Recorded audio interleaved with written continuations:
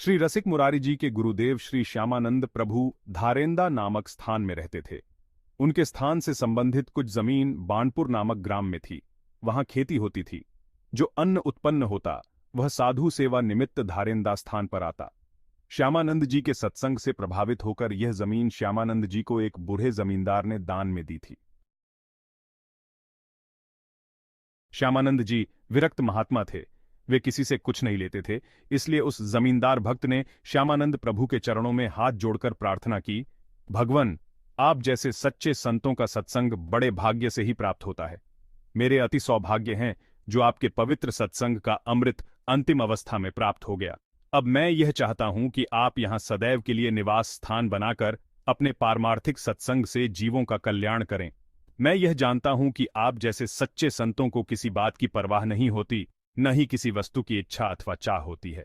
मेरे पास काफी भूमि है, इस पर आप एक स्थान स्थापित कर दें तो यह भूमि भी आपके पवित्र चरणों से सफल हो जाएगी और मैं भी शेष समय आपके चरणों की सेवा में व्यतीत करके सच्चा लाभ प्राप्त कर लूंगा, जिससे मेरा जीवन गुरु कृपा से धन्य हो जाएगा। स्वामी श्यामानंद जी ने जमींदार भक्त की यह प्रार्थना स्वीकार कर ली। रसिक मुरारी जी के गांव से यह स्थान 8-9 मील की दूरी पर था। रसिक मुरारी जी भी प्रायः वहां जाया करते और कुछ दिनों तक गुरु चरणों में रहकर पारमार्थिक लाभ प्राप्त करते। एक बार बानपुर में नया नवाब आया जो स्वभाव से बड़ा ही दुष्ट था। शिकार खेलता हुआ उसी वन की ओर आ निकला जहां श्यामानंद जी का आश्रम था। वहां से उसे आश्रम दिखाई पड़ गया और पास में ही खेती वाली उपजाऊ जमीन भी दिखाई पड़ी। नवाब ने अपने मन में सोचा कि साधुओं के पास ऐसे सुंदर स्थान की क्या आवश्यकता है। वे तो वन में रहकर भजन कर सकते हैं, यह स्थान तो हमारे अधिकार में होना चाहिए। यह सोचकर नवाब ने अपने मंत्री से परामर्श करके आदेश जारी कर दिया कि इस स्थान को शासन के अधिकार में ले लिया जाए। साधुओं को स्थान खाली कर देने के लिए 3 दिन का समय दिया गया। राजा यह आदेश जारी करके अपनी राजधानी को लौट गया। श्री श्यामानंद जी तो विरक्त महात्मा थे। जमीन और आश्रम का लोभ था नहीं, परंतु संतों को कष्ट होता देखकर उनको दुख होने लगा। श्री श्यामानंद जी ने विचार किया कि संत सेवा की इस जमीन को कैसे छुड़ाया जाए। फिर विचार कर उन्होंने श्री रसिक मुरारी जी को पत्र लिख दिया कि तुम जिस स्थिति में हो उसी स्थिति में यहां चले आओ। श्री रसिक मुरारी जी उस समय भोजन कर रहे थे। पत्र पाते ही बिना आचमन किए ही हाथ जोड़े हुए चले आए।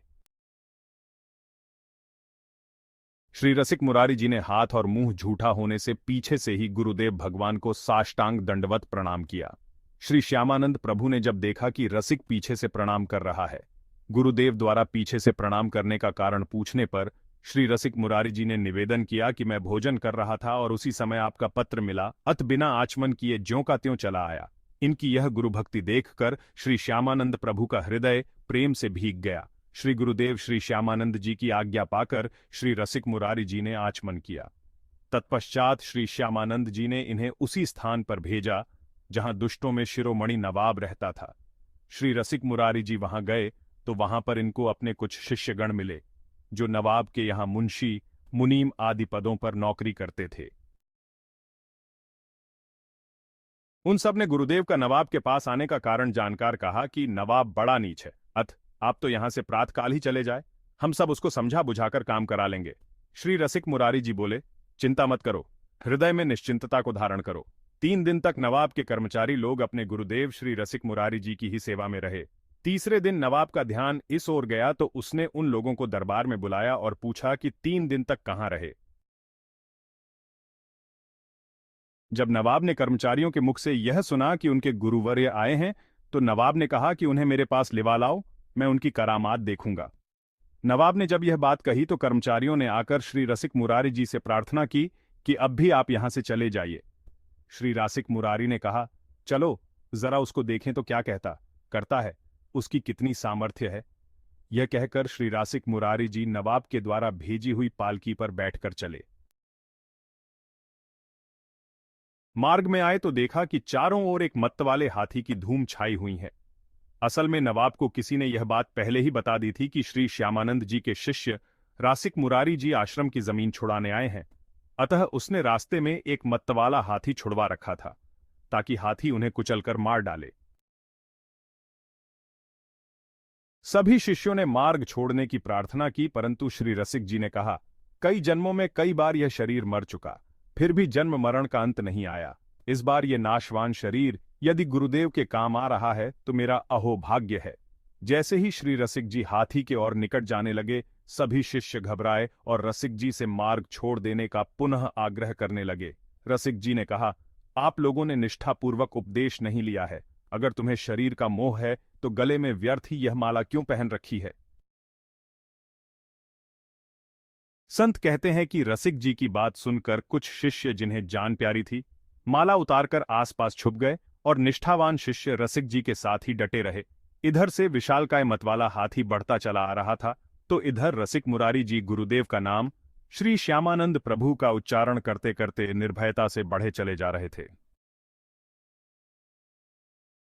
हाथी के डर से कहार इनकी पालकी छोड़कर भाग गए थे और कुछ शिष्य भी, परंतु रासिक मुरारी जी थोड़े भी विचलित नहीं हुए, बल्कि शास्त्रों में जैसी वाणी बोलने को कहा गया है, हाथी से वैसी ही परामर्शमयी वाणी बोले, हे गज, हरे कृष्ण कहो, अपने तामसी शरीर के तमोगुणी स्वभाव को छोड़ो। श्री रासिक मुरारी जी के वचन सुनते ही हाथी के हृदय में प्रेम भाव भर गया। उसने श्री रसिक जी के चरणों में अपने शरीर को झुकाकर प्रणाम किया। श्री रसिक मुरारी जी का दर्शन करके और अमृतमय वचनों को श्रवण करके हाथी के नेत्रों से प्रेमाश्रु बहने लगे। श्री रसिक जी ने कृपा करके उसे धैर्य बंधाया और भक्ति भाव प्रदान किया। उसके कान में श्री कृष्ण नाम सुनाया, गले में तुलसी की कंठी बनाकर पहनाई और उसका नाम गोपाल दास रखा। इस प्रकार ऐसे मतवाले हाथी को शिष्य बनाने से श्री रसिक जी का महान प्रभाव प्रकटित हुआ, जिसे देखकर दुष्ट शिरोमणि नवाब दौड़कर उसी रथान पर आया और इनके श्री चरणों में लिपट गया। जो जमीन जब्त की थी वह तो लौटा ही दी, और भी कितने नवीन गांव भेंट में दिया, एवं वह हाथी भी रसिक जी को भेंट कर दिया। पुनः हाथ जोड़कर बोला कि आज मेरे किसी बड़े भाग्य का उदय हुआ जो आपका दर्शन हुआ।